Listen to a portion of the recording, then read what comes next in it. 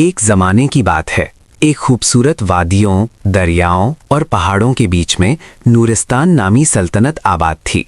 یہاں کا بادشاہ رفیق نیک دل، عقل اور اپنی رعایا کا خیال رکھنے والا تھا۔ اس کی سب سے بڑی فخر اس کی بیٹی شہزادی زہرا تھی۔ زہرا حسن، عقل اور بہادری میں بے مثال تھی۔ شہزادی زہرا صرف محل کی رونق نہیں تھی، وہ عوام میں جا کر ان کے دکھ درد سنتی، نوجوانوں کو تربیت دیتی اور محل کی سیاست کو سمجھ کر بہتر فیصلے کرتی۔ لوگ اسے دل سے چاہتے اور اس کی بہادری اور انصاف پر بھروسہ کرتے تھے۔ ایک دن سرحد کے پار سے ایک طاقتور سردار ظہیر خان اپنی لشکر لے کر آیا۔ اس نے پیغام بھیجا، نورستان میرے حوالے کرو یا جنگ کے لیے تیار ہو جاؤ۔ بادشاہ رفیق پریشان ہو گیا۔ فوج کمزور تھی، خزانہ محدود تھا اور دشمن بے رحم تھا۔ مگر شہزادی زہرا نے کہا، ابا ہم ہوشیاری، اتحاد اور حوصلے سے اسے شکست دے سکتے ہیں۔ بادشاہ نے پہلی بار اپنی بیٹی کی آنکھوں میں اتنی ہمت دیکھی اور دل ہی دل میں خوش ہوا۔ زہرا نے نوجوانوں کو تربیت دینا شروع کیا، عورتوں کو حوصلہ دیا اور کسانوں سے وعدہ لیا کہ وہ زمین نہیں چھوڑیں گے۔ اس نے محل کی فصیلیں مضبوط کیں، خفیہ راستے تیار کیے اور خود تلوار چلانا، تیر اندازی اور گھڑ سواری میں ماہر ہو گئی۔ پہاڑوں کے پار ایک قدیم جادوئی جنگل بھی تھا، جہاں ایک نورانی عقاب رہتا تھا جو صرف نیک دل اور بہادر لوگوں کی مدد کرتا تھا۔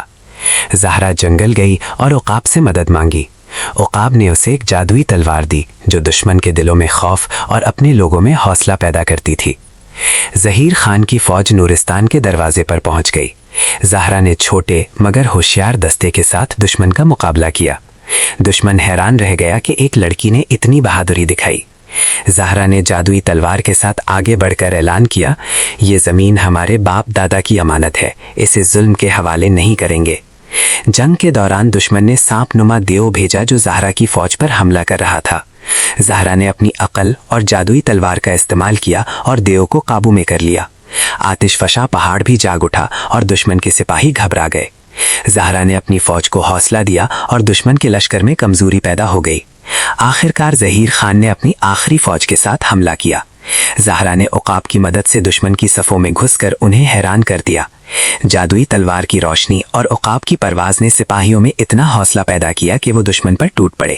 آخر ظہیر خان شکست کھا گیا اور معافی مانگی۔ زہرا نے اسے معاف کر دیا لیکن کہا کہ ظلم کبھی کامیاب نہیں ہوتا۔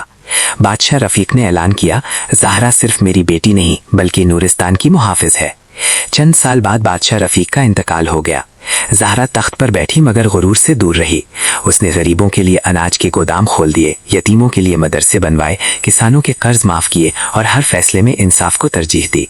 نورستان میں امن قائم ہو گیا، لیکن شہزادی زہرا جانتی تھی کہ دنیا ہمیشہ خطروں سے خالی نہیں رہتی۔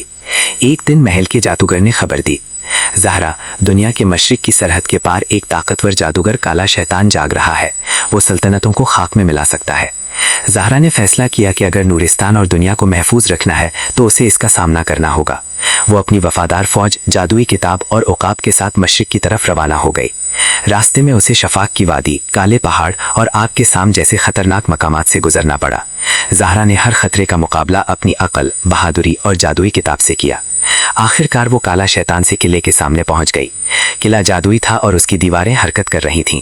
کالا شیطان ہوا میں اڑ رہا تھا، اس کی آنکھیں لال تھیں اور جسم سے سیاہ دھواں نکل رہا تھا۔ اس نے کہا، نورستان کی شہزادی، تمہاری جادوئی تلوار اور عقاب تمہیں نہیں بچا سکتے۔ زہرا نے جواب دیا، نیک دل اور بہادر دل کی طاقت تمہارے ظلم سے بڑی ہے۔ کالا شیطان نے جادوئی طوفان بھیجا مگر زہرا نے جادوئی کتاب سے حفاظتی قوت پیدا کر لی۔ میدان میں روشنی کے دیوتا، آسمانی عقاب اور ڈریگن نما محافظ ظاہر ہو گئے جو دشمن کے جادوئی دفاع کو توڑ رہے تھے۔ آخر زہرا اور کالا شیطان کی زبردست جنگ ہوئی۔